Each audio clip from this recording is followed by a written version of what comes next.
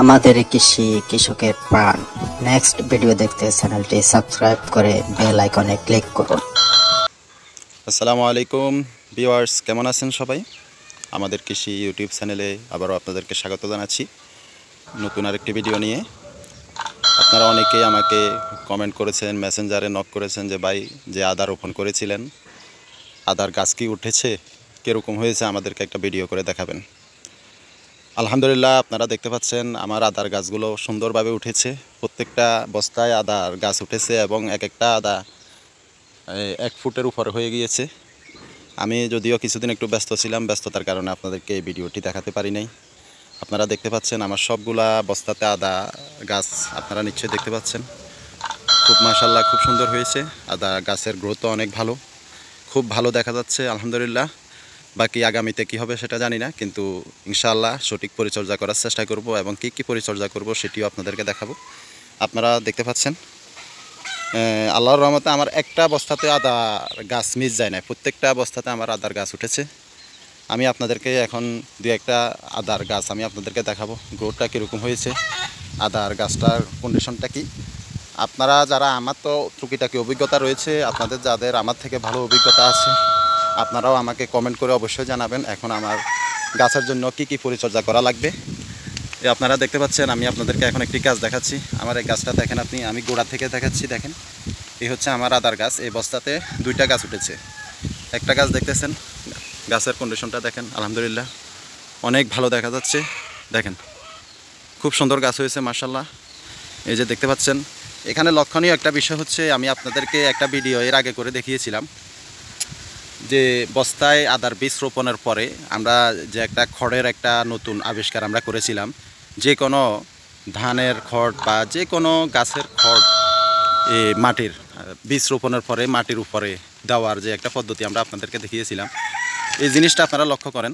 আমি এই যে এই খড়গুলা এখানে দেওয়ার কারণে কি হয়েছে দেখেন, আমার এখানে যে মাটিটা আমি দিয়েছিলাম, মাটির ভিতরে যে আমি আদার বীজটা রোপণ করেছিলাম, আমি এই খড়টা দেওয়ার কারণে দেখেন একটা মাটিও, এত ঝড় তুফান গিয়েছে আমার এখানে, একটা মাটিও এদিক সেদিক হয় নাই। সব ঝড় বৃষ্টি যা কিছু হয়েছে সব কিছু আমার এই খড়ের উপরে গিয়েছে।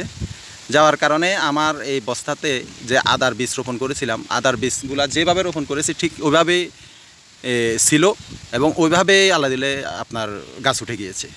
কিন্তু যারা এই খড়টা দেননি, আমি অনেক ভিডিও দেখেছি এই ইউটিউবে, যারা এই খড়টি দেন নাই তাদের এই অতিরিক্ত বৃষ্টির কারণে তাদের বস্তাতে মাটিগুলা সরে গেছে, আদাটা মাটির উপরে উঠে গিয়েছে দেখা যাচ্ছে। তারা আবার নতুন করে মাটি দিয়ে আপনার এই আদাগুলাকে ঢাকতে হয়েছে।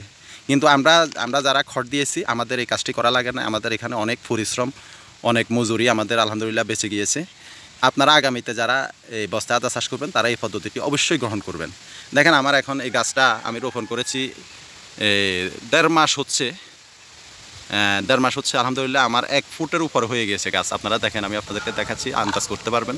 এই যে দেখেন, গাছের গ্রোথ দেখেন, 1.5 ফুটের উপর হয়ে গেছে। এটা বড় হয়ে গেছে, এটা কিছুদিন হচ্ছে উঠছে। দেখেন, এই গাছটাও আলহামদুলিল্লাহ গ্রোথ অনেক ভালো। এভাবে আমার প্রত্যেকটা গাছ দেখেন, প্রত্যেকটা গাছে আপনি দেখেন, প্রত্যেকটা গাছ প্রায় 1.5 ফুট পরিমাণ হয়ে গেছে আলহামদুলিল্লাহ। ইনশাল্লাহ এখানে এই এখন যেহেতু গাছটা উঠে গিয়েছে, 1.5 মাস হয়ে গিয়েছে, কয়েকদিন পরে গাছের কিছু পরিচর্যা রয়েছে, গাছে কিছু সার দিতে হবে এবং কিছু পরিচর্যা করতে হবে। ওই ভিডিওটি আমি ইনশাল্লাহ আপনাদেরকে অবশ্যই দেখাবো। আপনারা যারা আমার এই ভিডিওগুলো দেখতে চান, অবশ্যই আমাদের কৃষি চ্যানেলটি সাবস্ক্রাইব করে নেবেন, সাবস্ক্রাইব করে বেল আইকনটি অন করে দেবেন, তাহলে আপনারা অবশ্যই আমার ভিডিওগুলো দেখতে পাবেন। আর যারা আমার চ্যানেলটি আগে সাবস্ক্রাইব করেছেন তারা অবশ্যই লাইক কমেন্ট শেয়ার করবেন। ইনশাল্লাহ নতুন নতুন ভালো ভালো ভিডিও পাবেন। আমার যতটুকু অভিজ্ঞতা আছে ওই অভিজ্ঞতাটা আমি আপনাদের সাথে অবশ্যই শেয়ার করব। ইনশাল্লাহ আপনারা আমাদের কৃষি ইউটিউব চ্যানেলটি অবশ্যই সাবস্ক্রাইব করে বেল আইকনটি অন করে দেবেন। আজকে এ পর্যন্ত আমি আপনাদেরকে আমার আদার কন্ডিশনটি দেখালাম। দেখেন, আলহামদুলিল্লাহ প্রত্যেকটি গাছেরই আমার কন্ডিশন অনেক ভালো। আল্লাহ পাক বাকি আগামীতে আল্লাহ পাক কী রাখছে সেটা আল্লাহ পাকই ভালো জানে। ইনশাল্লাহ সঠিক পরিচর্যা করার চেষ্টা করবো, ইনশাল্লাহ ভালো ফলন হবে এই আশা রাখি। আজকের মতো বিদায় নিচ্ছি, সবাই ভালো থাকবেন। আসসালামু আলাইকুম।